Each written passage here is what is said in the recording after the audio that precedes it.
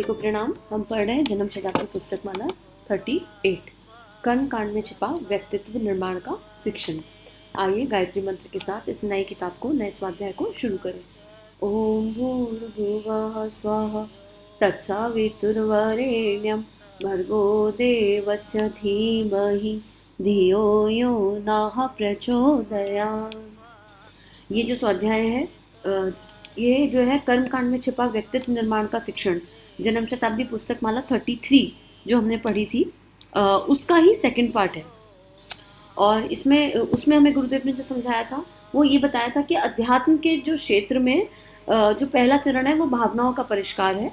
और किसी भी मनुष्य की मूल्यांकन का अगर मूल्यांकन को समझना है तो उसकी भावनाएं कैसी है, उसका चिंतन कैसा है, वो इम्पोर्टेंट है। तो उस पुस्तक को सुनेंगे तो इससे रिलेशन और अच्छा गहरा बनेगा। और जब भी हम कोई नई पुस्तक शुरू करते हैं तो माँ हमें स्मरण दिलाती है कि ये पुस्तक, ये ऑडियो आपके पास माँ गायत्री की कृपा से आया है।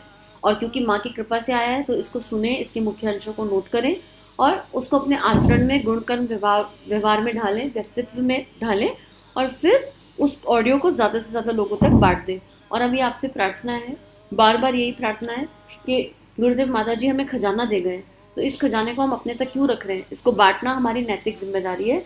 तो आइए हम भी इन ऑडियोज़ को ज़्यादा से ज़्यादा लोगों तक पहुँचाएँ। अब गुरुदेव आगे क्या लिख रहे हैं? मित्रों, अभी आपको पंचकोश की बात बता रहे थे। उसके प्रारंभिक चरण षटकर्मों के अंतर्गत पवित्रीकरण और आचमन की बात हो गई। अगर आप इन्हें भावनात्मक दृष्टि से करेंगे तो आपको लाभ मिलेगा, अन्यथा नहीं। आचमन के बाद आता है शिखा बंधन। अब इससे जो जस्ट पहली वाली किताब है उसमें गुरुदेव ने 5 कोश बताए थे कि आप गायत्री साधना जिस तरह हम कह रहे हैं उस तरह करना शुरू कर दो तो ऑटोमेटिकली आपके पंचकोशों का जागरण हो जाएगा। अन्नमय कोश, प्राणमय कोश, मनोमय कोश, विज्ञानमय कोश, सारे कोश अपने आप जागृत होने लगेंगे और आनंदमय कोश। लेकिन आप हमसे पूछो कि पहले ही हमें पीएचडी बता दो तो वो नहीं हो सकता। हर लेवल, हर साधक का अपना एक लेवल है। तो आप इनिशियल स्टार्टिंग करो भावनाओं के साथ। कर्मकांड करना है लेकिन खाली रोबोटिक मोड पर नहीं करना है। मतलब कोई भी काम जब तक उसमें भावना नहीं जुड़ती ना वो क्रिया हो जाता है। तो यहाँ क्रिया के लिए नहीं कहा जा रहा, कर्म करने के लिए कहा जा रहा है। और कर्म भी पूरा भावपूर्ण होकर कि अगर हम भगवान को अक्षत चढ़ा रहे हैं तो हम ये समझें कि हम भी कभी क्षय नहीं होंगे। कुछ भी हो जाए, कैसी भी चुनौती आ जाए, हम कभी क्षय नहीं होंगे। हमारी भावनाएं हमेशा उत्कृष्ट कोटि की रहेंगी।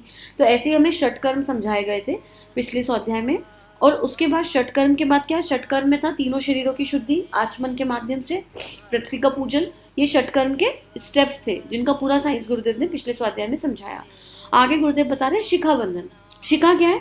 शिखा जो है एक तरह का एंटीना है, बड़ा इंपॉर्टेंट है ये शिखा। देखा है ना हमने, पंडित ब्राह्मण लोग शिखा रखते हैं, लेकिन ये सबके पास है और सबको इक्वली दी गई है। ये एंटीना है जो हमें यूनिवर्स से कनेक्ट रखता है, जो हमें ब्रह्मांड से कनेक्ट रखता है। और अगर यहाँ से अगर ऊर्जा का प्रवाह शिखा सहस्त्रार चक्र के आसपास वाला हिस्सा है, यूनिवर्स की एनर्जी को यहाँ से ग्रहण करें और सब में बांट दें और आत्मशोधन की इस प्रक्रिया में भागीदार बने। तो इसलिए हम शिखा बंधन करते हैं। गुरुदेव क्या लिखते हैं? शिखा क्या है? शिखा के पीछे 3 चीज़ें छुपी पड़ी हैं। हिंदू समाज में शिखा की शिक्षाएं 3 बताई जाती हैं। इसके पीछे 3 कारण हैं, 3 उद्देश्य हैं। शिखा का एक उद्देश्य है, जिस तरह हाथी के कंधे के ऊपर कान के पास अंकुश लगा दिया जाता है, अगर यह अंकुश ना हो तो वह कितना खूंखार हो सकता है और कितना भयंकर काम कर सकता है। वह पेड़ों को उखाड़ सकता है, बच्चों को कुचल सकता है, वह कहीं भी जा सकता है और किसी भी फसल को उजाड़ सकता है। बिना अंकुश का हाथी पेड़ को भी तोड़ सकता है और किसी भी दिशा में जा सकता है। हाथी के सिर पर अंकुश होता है तो उसे सही राह पर चलना पड़ता है। हम अपने सिर पर भगवान का आदर्शवादिता का, आध्यात्मिकता का अंकुश स्थापित कर दें ताकि जो हमारे सिर का सबसे ऊंचा वाला भाग है वह हमेशा हमको याद दिलाता रहेगा कि हमको बिना अंकुश के निरंकुश नहीं होना है, हमको उच्च श्रृंखलक नहीं होना है, मर्यादा रहित नहीं होना है, अनुशासन रहित नहीं होना है। इसलिए हमारे सिर पर अंकुश लगा हुआ है। यह शिखा का उद्देश्य नंबर 1। कितना खूबसूरती से गुरुदेव समझा रहे हैं। हाथी का एग्जाम्पल लिया, हम बच्चों पे भी अंकुश लगाते हैं ना, क्या करने योग्य है, क्या करने योग्य नहीं है। हर मनुष्य जीवन की अपनी एक गरिमा है ना, और उस गरिमा के तहत ही हम जीवन जीते हैं कि क्या करने योग्य है और क्या नहीं। तो हमने एक अंकुश लगा रखा है, एक डिसिप्लिन लगा रखा है। और एक डिसिप्लिन है, अब जैसे सुबह उठना है, नहाना है, टूथब्रश करना है, सारे काम शरीर रूपी डिसिप्लिन है। तो ये एक डिसिप्लिन है। अब ऐसे थोड़ा ना कि हम रोज रोज एक नॉन डिसिप्लिन रूटीन जिएंगे, टूथब्रश मनो तो करें, ना मनो तो ना करें, नहीं नहाए, ऐसे नहीं चलता ना जीवन। ऐसे ही हमारे संपूर्ण व्यक्तित्व के निर्माण के लिए शिखा रूपी अंकुश, शिखा जो है स्मरण दिलाता है, तो जो शिखा रखते हैं वो स्मरण है, स्मृति है। क्या स्मृति है? कि हमें मनुष्य जीवन मिला है तो हमें इसे मनुष्य योनि के हिसाब से जीना है, हमें पशु योनि के हिसाब से जीवन नहीं जीना है, हमें अनुशासन में जीवन जीना है, हमको मर्यादा, अपनी मर्यादाओं का ज्ञान रहना चाहिए, हमको आध्यात्मिकता, आदर्शवादिता के आधार पर चलकर जीवन जीना है, क्योंकि हम उस परम सत्ता से जुड़े हुए हैं। इस शिखा के माध्यम से हम परमात्मा से जुड़े हुए हैं, इसलिए हमको ये स्मरण रखना चाहिए। आगे गुरुदेव लिख रहे हैं, एक झंडे के समान मित्रों, शिखा का उद्देश्य नंबर 2 यह है कि यह हमारा किला है, यह हमारा दिल्ली का लाल किला है। दिल्ली के लाल किले के ऊपर हमने झंडा फहरा दिया।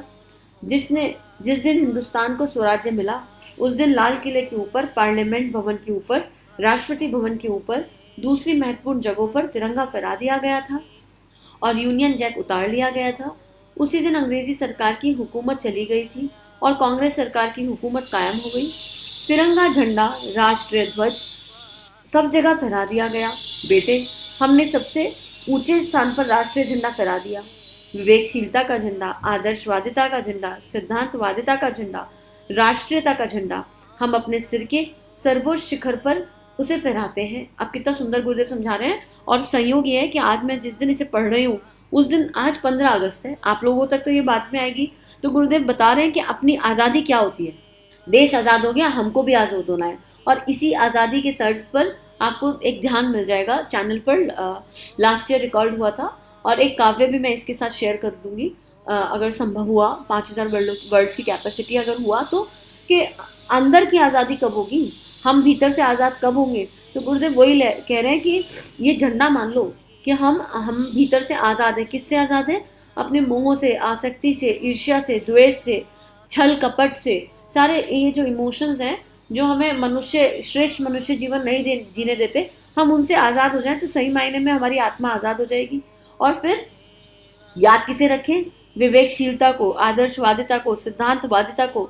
राष्ट्रीयता का झंडा हम अपने सर्वोच्च शिखर पर फहराते हैं। निरंकुशता नहीं, पशुता नहीं, यूनियन जैक का नहीं, वरन आदर्शवादिता का झंडा हमारे किले के ऊपर है। अब हमारे दिमाग के ऊपर किसकी हुकूमत है? अब हमारे जीवन के ऊपर किसकी हुकूमत है? अब हमारे ऊपर गायत्री माता की हुकूमत है, विवेकशीलता की हुकूमत है, आदर्शवादिता की हुकूमत है। तो हम शिखा के माध्यम से समर्पण कर रहे हैं और हम भगवान से कह रहे हैं कि अब एक एक विचार, एक एक भाव, हे प्रभु, हे मेरे इष्ट, आपका दिया हुआ होना चाहिए। जो विचार भाव आप दे दें बस वही जीवन का आधार हो, उसके अलावा कोई और आए ना विचार।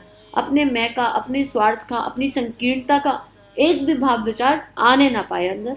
आगे लिख रहे हैं, विवेकशीलता की देवी गायत्री माता, धियो यो नहा प्रचोदयात की देवी, सहकारिता की देवी नहा माने हम सब, धियो माने बुद्धि, प्रज्ञा की देवी गायत्री माता का झंडा अब हमारे ऊपर फहराता है।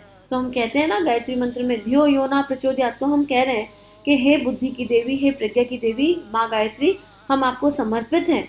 अब हम माने ना माने, बस आप अपना झंडा हमारे ऊपर गाड़ दो और आप ही का प्राण हमारे भीतर, हमारी चेतना में प्रकाशित और प्रवाहित होता रहे। अब हमारे शरीर के ऊपर, दिमाग के ऊपर केवल आप ही का कब्जा रहे, आपकी हुकूमत रहे, ना हमारी इंद्रियां, ना हमारी वासना, हमारे मिथ्या कोई भी भाव विचार सामने ना आने पाए। अब उसी के अकॉर्डिंग, उसी हुकूमत के अकॉर्डिंग हमारी अकल काम करती रहे, उसी के अकॉर्डिंग हमारी सारी इच्छाएं हो जाए, हमारी सारी क्रियाएं हो जाए, सारी मिनिस्ट्री उसी के अकॉर्डिंग हो जाए। हमारे शरीर की जितनी भी मिनिस्ट्रियाँ हैं, मतलब सारी इंद्रियां, पंच इंद्रियां माँ गायत्री को समर्पित हो जाए और इस झंडे के लिए हम वफादार हो जाए। क्योंकि क्या होगा, बार बार इंद्रियों का, बार बार जो शरीर रूपी मैं है, जो छोटा शुद्र मैं है, वो बार बार ऊपर आएगा, बार बार फन फहराएगा। उस समय विवेक के साथ उसको दबाना होगा, तटस्थता के साथ उसको दबाना होगा और गायत्री माता के विवेकशीलता के झंडे को अपने मस्तिष्क पर फहराते हुए बताना होगा, हम गायत्री माता के बेटे स्वयं को जगाने आए हैं। और जब हम स्वयं जाग जाएंगे तो हमारे आसपास सब कुछ अपने आप जागृत हो जाएगा।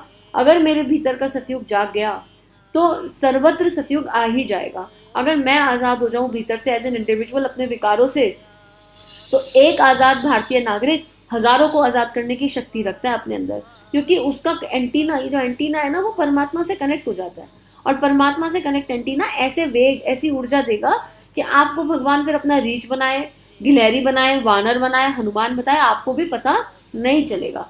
तो आज के लिए इतना ही। और जब क्योंकि इंडिपेंडेंस डे पे रिकॉर्ड है और गुरुदेव ने उसके बारे में बात कर ली, तो आप तक ये कभी भी पहुंचे, भावनाएं वही है। सभी को बहुत बहुत शुभकामनाएं, और यही प्रार्थना कि हम सब स्वतंत्रता के सही अर्थ को अपने जीवन में उतार सकें, और अपनी आत्मा के संबंध में हम कैसे स्वतंत्र होंगे इसको भी समझ सकें। सभी को प्रणाम। सभी का जीवन गुरु शक्ति के दिव्य सूक्ष्म सानिध्य में मंगलमय है।